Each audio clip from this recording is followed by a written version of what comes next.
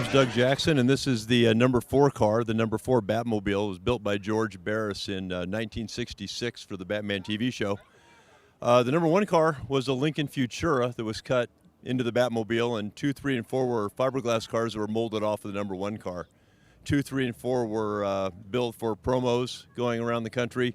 This one George built as a dragster. It's got a 427 Ford side oiler, dual 650 Hollies, C6 transmission, 9-inch rear end.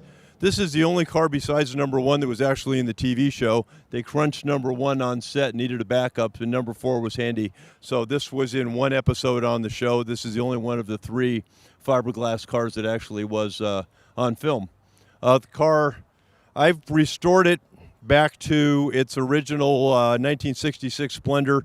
It sat in a museum for 20 years where they tried to make it look like the number 1 car. I've brought it back to looking like the number 4 car. It was a dragster. We put the supports back in the windows. We put the black trim on instead of the silver trim. We put the screw-on bats back on the door instead of the painted bats. So we made it what it once was.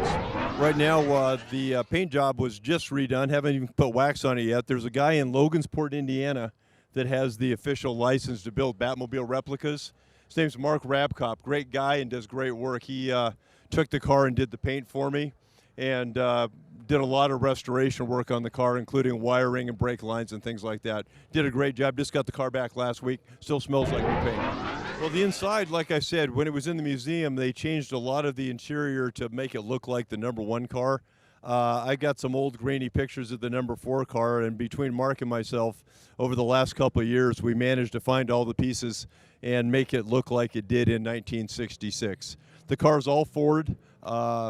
Most of the parts inside the car were pulled off of probably the cars that they took apart to make the Batmobile. The chassis is a 65 Galaxy 500. The shifter's a 65 Mustang. We've got a Ford safety package in the middle. That came off of a Galaxy 500 as well. We've got a 4-track tape deck from Muntz Stereo that was in the San Fernando Valley in Los Angeles. And 58 Etzel speedometer and a 58 Etzel steering wheel. The beacon on the other 3 cars, it goes to a peak. On the number 4 car, it was flat. I found that beacon on a 1963 fire truck. So it's a Federal 14 fire truck beacon is what they use for this particular car.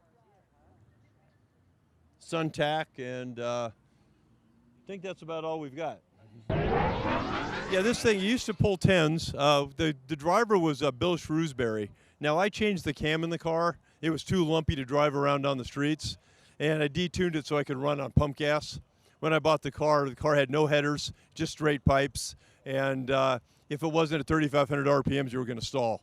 So I had to make it a little more streetable.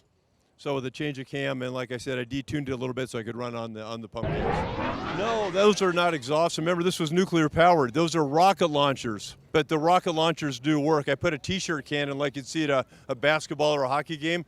I put a T-shirt cannon in the center one because I do some stuff with DARE with the sheriffs, and I shoot the T-shirts out for the kids out of the cannon as I'm leaving. The flamethrower on the back, when I got the car originally, it was gasoline, which was pretty scary. And now Mark, as a matter of fact, the guy that did the restoration, since he builds replica Batmobiles, he just changed out with one of his propane units and put it in. We left the outsides the same, but the inside now is propane, a burner instead of a gasoline. It throws about a 3-foot flame. And this little logo on the side, if the car left the movie lot, this had to be on the car. The little plaque in the middle is the Barris Customs logo, and that's all the information about the TV show that had to be on there before I could leave the lot. And one other thing that's interesting, I looked far and wide for these seat belts. I had a picture of them, but I couldn't find them. I went to every old drag shop, I think in Southern California and in Southern Nevada, and I was out buying a tarp one day at an Army-Navy store, and they had a barrel full of these things. These are World War II parachute harnesses. And that's what they put in the car originally. So I recognized them and bought them for $5. I had to cheat on this one. Everything else is original, including the 58 Etzel speedometer. This guy, all I had was a picture, so technology saved me. I took it to a guy with a 3D printer. He made it out of resin, and I spray painted it silver. So I will find that speaker someday. I haven't yet, but until I've got a reasonable facsimile.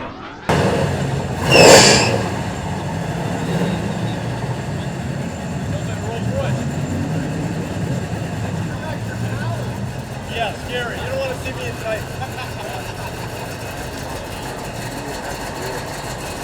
See you later, man. Take care. Penguins in town, gotta go.